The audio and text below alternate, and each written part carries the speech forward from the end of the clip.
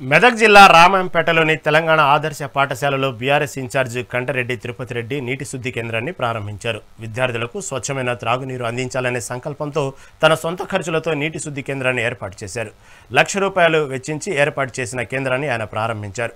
విద్యార్థులు ఒక గొప్ప సంకల్పంతో ముందుకు సాగి అది సాధించుకోవాలని దిశానిర్దేశం చేశారు. అండ్ అయితే మా ప్రిన్సిపల్ మ్యామ్ ఈ వాటర్ ప్రాబ్లం ఉందని చెప్పి పేరెంట్స్ తో డిస్కస్ చేసింది సార్. నిజాయితీగా ఉంటే గొప్ప గొప్ప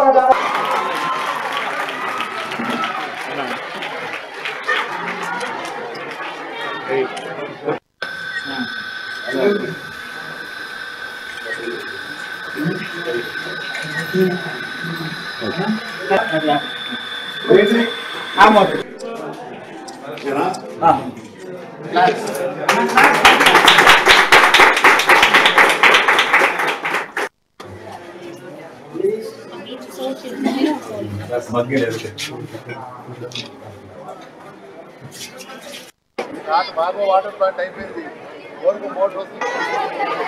ఓకేనా అమ్మ, బాగా చదువుకుంటారు కదా, ఆమె చేస్తారు అందరూ. షూర్ మంచి చదువుకోవాలి. మీ తల్లిదండ్రులు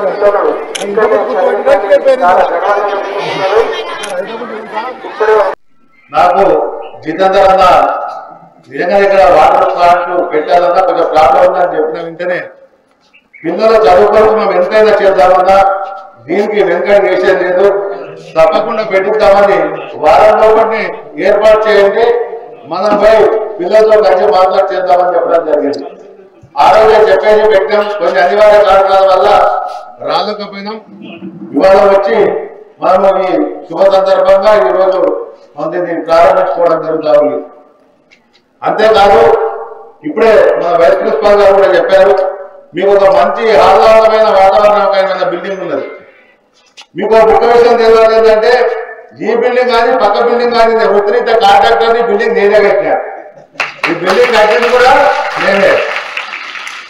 మంచి ఆహ్లాదకరమైన వాతావరణంలో మీరు ఉన్నారు, మంచిగా చదువుకొని ఉన్నత శిఖరాలకు మీరు ఎదగాలని మనస్ఫూర్తిగా కోరుకుంటా ఉన్నాం.